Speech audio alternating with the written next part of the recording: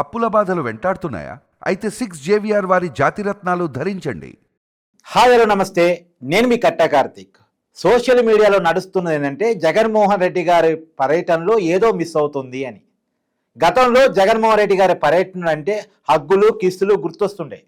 ఒక ముసలావిని జగన్మోహన్ రెడ్డి గారు ఆప్యాయంగా దగ్గర తీసుకొని నుదుటి మీద ముద్దు పెట్టడం, లేదు అంటే ఒక చర్మ వ్యాధి ఉన్నటువంటి వాళ్ళని ఆ హగ్ చేసుకోవటం, ఇవన్నీ గతంలో జగన్మోహన్ రెడ్డి గారి పర్యటనలో రెగ్యులర్ కనపడుతుండే.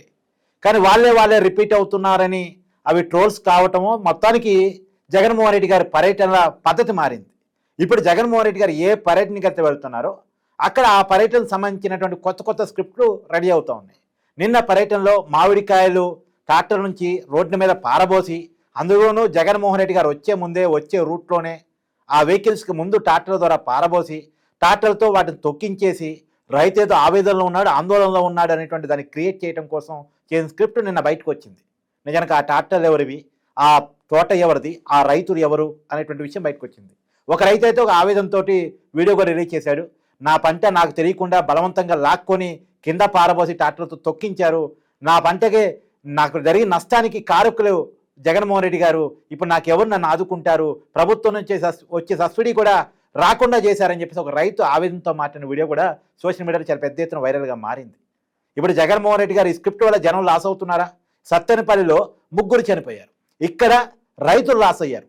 రైతులకు మేలు చేయటానికి వస్తున్నాను అని చెప్పి రైతులకు లాస్ చేయటం అని కదా. నిజానికి గుంటూరు మిర్చియార్డులో మిర్చి బత్తాలు పోవటం, తర్వాత పొదుల్లో పొగాకు బీరం తొక్కేసేయటం, ఇక్కడ మామిడికాయలు తొక్కేసేయటం, మన సత్తెనపల్లి పర్యటన మనుషులనే తొక్కేసేయటం. మొత్తంగా ఎలా చూడాలి? విశ్లేషణ తీసుకున్నాను. నాతో ఉన్నారు ప్రముఖ రాజకీయ విశ్లేషకులు అంకన్ గారు. సార్ నమస్కారం. నమస్తే అండి. సో నా ఇంట్రోలోనే చాలా విషయాలు మీకు తెలిసి ఉంటాయి. జగన్మోహన్ రెడ్డి గారి పర్యటనలో ఏదో ఒక వివాదం ఒకటి, గతంలో కంటే భిన్నంగా జగన్మోహన్ రెడ్డి గారి పర్యటన ఉన్నాయి అన్నది ఒకటి. ఈ వీటిని ఎలా చూస్తున్నారు? మీకు నిన్న చూశారు కదా డ్రోన్, దాంట్లో 5 ట్రాక్టర్లు ఆ తోటలోంచి బయటికి రావటం. ఆ ట్రాక్టర్ల నెంబర్లు చెబుతాను. AP 03 AA 0218 అవును ఒక ట్రాక్టర్. రెండవది AP 20 U 9212 AP 03 M 018 AP 03 S 8542 AP 03 TB 5532. ఈ 5 ట్రాక్టర్లలో మామిడి పళ్ళు తీసుకొని వచ్చారు. 2 ట్రాక్టర్లు నిజంగా మీరు చెప్పినట్టు ఒక రైతుకు సంబంధించినవి. అతను ఈరోజు వాపోతున్నాడు. నేను మీ ద్వారా ఆ రైతుకి, ఈ కూటమి పెద్దలకి, ఆ జిల్లా నాయకులకి చెప్పేది ఏంటంటే, స్పష్టంగా రైతు వచ్చి చెప్పాడు కదా, అతను తీసుకెళ్ళి మీరు ఎందుకు ఫిర్యాదు ఇప్పించడం, ఇంత ఆలస్యం ఎందుకు అవుతుంది? ఎందుకు అవుతుంది అంటే, ఇక్కడ వీళ్ళు నిన్న వరకు అధికారులు కావచ్చు, అధికారులు చాలా బాగా పనిచేశారు. ఎందుకంటే వీటికి సంబంధించి అన్ని సేకరించడంలో కావచ్చు, ఆధారాలు సేకరించడంలో కావచ్చు అధికారులు చాలా బాగా పనిచేశారు. బయట సమాజంలోకి ఈ విషయాలన్నీ వచ్చేసినాయి. మరి ఇప్పుడు ఈ రైతు వచ్చి ఇంత స్పష్టంగా చెప్పిన తర్వాత ఇంకా ఎందుకు మీరు ఈ విధంగా చేస్తున్నారు అనేది నాకు ఇప్పటికీ అర్థం కాని విషయం. ఇప్పుడు పెద్ద విషయం కాదు సార్, ఆ తోట ఎవరిది కానీ కూడా పెద్ద విషయం కాదు. ఆ ట్రాక్టర్ ఎవరి పేరుతో రిజిస్టర్ అయ్యాయి? రెడ్డి గారి పేరు కూడా వచ్చింది. అంటే నా దగ్గర ఎక్కడో మిస్ అయింది, అదే నేను చూస్తున్నాను.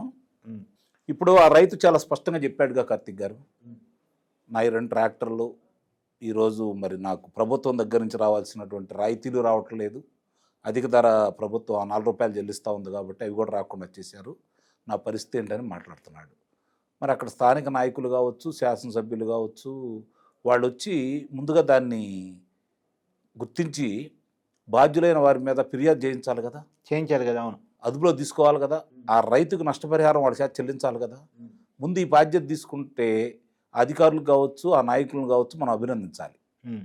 ఇది కనుక చర్యలు తీసుకోకపోతే అక్కడ నాయకులు, అధికారులను కూడా మనం తప్పట్టాల్సి వస్తుంది.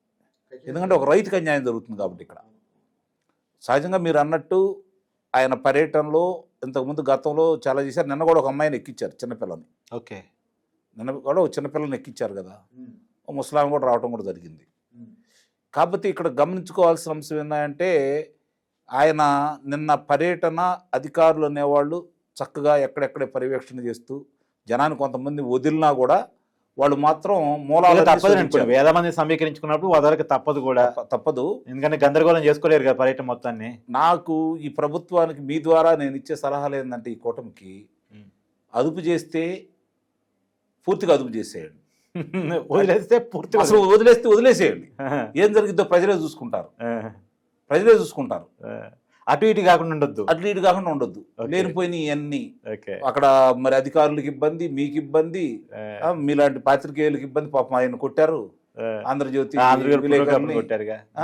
అంటే ఇవన్నీ కూడా మనం చూస్తూ ఉంటే చాలా ఇబ్బందికరంగా ఉంటుంది. ఎందుకంటే సభ్య సమాజం తలదించుకునే విధంగా ఇప్పుడు నిజంగా రైతులు దాని గురించి మాట్లాడుకోవాలంటే ఆ బంగారు పాళ్యానికి నిన్నట్టు తోతాపూరి మామిడికాయలు అసలు అక్కడ అమ్మరు. అవును, ఆ విక్రయ కేంద్రం కాడికి చాలా తక్కువ వస్తూ ఉంటాయి. అసలు ఆ జిల్లాలో వాడు అనుకున్నట్టు ఆ కేంద్రంలోనే అవి రావు. ఇప్పుడు దాకా ఏంటి, పెద్దిరెడ్డికి సంబంధించినవి కదా అక్కడ అంతా చేస్తూ ఉంది. వాళ్ళు పెద్దిరెడ్డి అధిక ధర చెల్లించట్లేదు, అతను ఇష్టం వచ్చిన దాంట్లో కొంటాడు. ఇప్పుడు ఇది అసలు మీ దానికి కంటిన్యూషనే. చాలా మంది ప్రశ్న ఏంటంటే నిజానికి ఈ ప్రాబ్లంకి కారణమే పెద్దిరెడ్డి కదా. పెద్దిరెడ్డి సిండికేట్ చేయటం వల్ల కంపెనీలో రేట్ ఇవ్వకపోవటం వల్ల ప్రాబ్లం కదా. మరి కనీసం ఒక్క మాటన సిండికేట్ అయిన కంపెనీల గురించి మాట్లాడలేదే, పెద్దిరెడ్డి విషయాన్ని ప్రస్తావించలేదే అని రైతులు అడుగుతున్నారు. ఇప్పుడు ఆ విషయాన్ని ప్రస్తావిస్తే పెద్దిరెడ్డిని తప్పుడు వాడిని చేయాలి కదా. పెద్దిరెడ్డి లాభం చేయడం కోసం కదా వచ్చింది. పెద్దిరెడ్డి, మిథున్ రెడ్డి, భూమన కరుణాకర్ రెడ్డి, వాళ్ళ కుమారుడు చెవిరెడ్డి భాస్కర్ రెడ్డి కొడుకు. ఇప్పుడు చెవిరెడ్డి భాస్కర్ రెడ్డి అదుపులో ఉన్నాడు. వరుస క్రమంలో వీళ్ళు 5గురు ఉన్నారు. మరి ఇలా రక్షించే కార్యక్రమంలో కదా ఈరోజు అతను ప్రయత్నిస్తుంది. వాళ్ళ గురించి కదా వచ్చింది, రైతుల గురించి వచ్చాడా? రైతుల గురించి వస్తే 10వ తారీఖు ఏప్రిల్ నెల ఈ సంవత్సరం 2025 కదా ఈ మామిడి పళ్ళు విక్రయ కేంద్రాల దగ్గర తీసుకొచ్చేసి రైతులు విక్రయించుకుంటుంది. అవును, మరి ఈ రోజుకి ఎన్ని రోజులు అవుతుంది?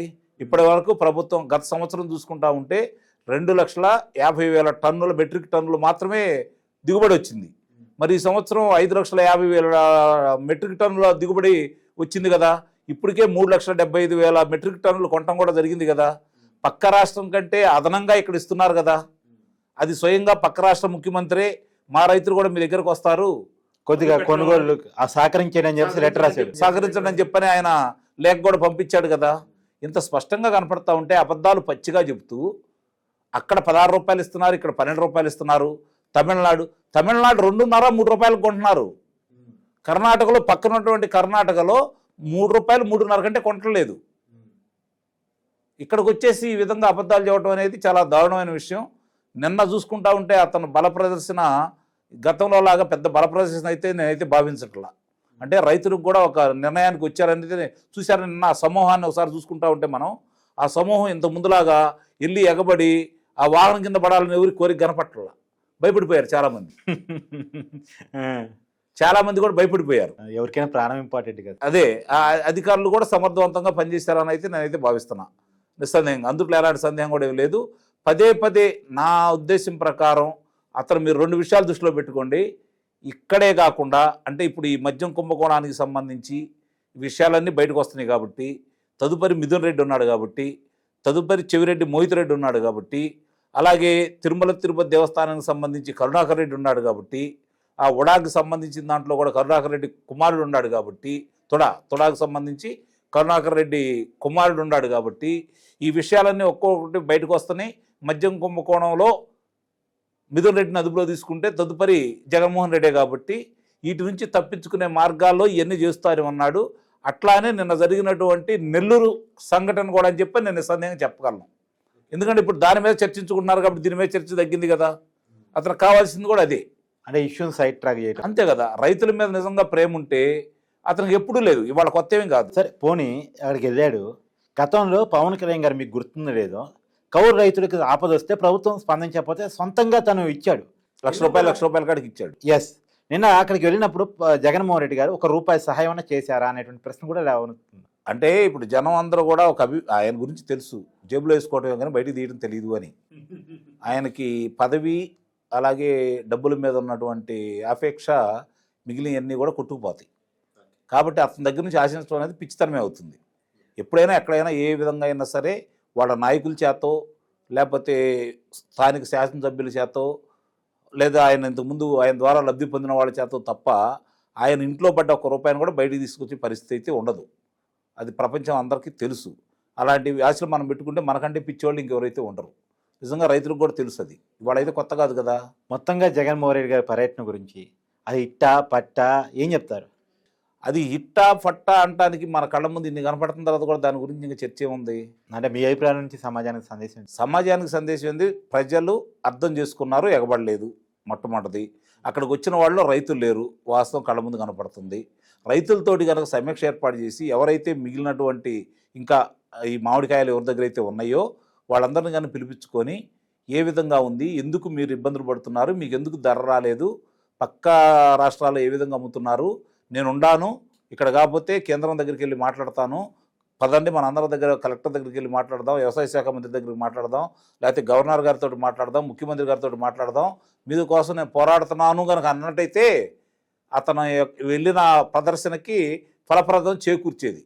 కానీ ఇప్పుడేంటి, ఒక ఆలోచనకు వచ్చారు. ఇది 7వది. ఈ కూటమి ప్రభుత్వం ఏర్పడిన తర్వాత అతని బల ప్రదర్శనలో 7వ అంకం. 7వ అంకంలో మామూలుగా 7 ముద్రష్టం అంటారు, మామూలుగా 7 అంకెని. ఇది ఇప్పుడు వరకు జరిగింది ఒక ఎత్తు అయితే, ఇక్కడ మాత్రం నిస్సందేహంగా ఇప్పటి వరకు వ్యతిరేకత వచ్చింది. ఎందుకు వచ్చింది? ఇద్దరు గంజాయి సేవించి కొట్లాడుకుంటే ఒక అతను చనిపోతే అక్కడ పరామర్శించడానికి వెళ్ళాడు. ఒక ఆయనేమో ఈవీఎంలు పగలగొడితే ఆయన దగ్గరికి వెళ్ళేసి ఆయన పగలగొట్టలేదు మొర్రు అంటే మావాడే పగలగొట్టాడని చెప్పొచ్చాడు. ఇలా ఈ అల్ని చూసుకుంటా ఉంటే మన పొదిలి కావచ్చు, రెంటపాడ కావచ్చు, లేదంటే గుంటూరు మిరపకాయలు కొనే విక్రయ కేంద్రం కాడ కావచ్చు, ఇవన్నీ మన కళ్ళ ముందు తెనాలి విషయం కావచ్చు, ఇవన్నీ కనపడతా ఉంటే అతను ఒక్కొక్క పర్యటనకు నాకు తెలిసినంత వరకు ఒక 10,000 మంది అభిమానుల్ని, 10,000 మంది అతనితో పాటు నడవాలనుకున్న వాళ్ళని దూరం అయితే చేసుకుంటున్నాడు చాలా స్పష్టంగా. ఇక్కడ మిగిలిన పర్యటన కంటే భిన్నంగా మిశ్రమ ఫలితాలు వచ్చినాయి అతనికి. రెండోది, వాళ్ళు చేసింది ఇప్పటి వరకు జరిగింది వేరు, ఇప్పుడు వాళ్ళు చేసింది స్పష్టంగా రైతులకు అర్థమైపోయింది కాబట్టి, ప్రజలకు కూడా అర్థమైంది కాబట్టి ప్రజల దృష్టిలో బాగా పలసనయ్యాడు. ఇది వాళ్ళ పార్టీకి చాలా ఎదురు దెబ్బ అని చెప్పి అయితే నేను చెప్పగలను.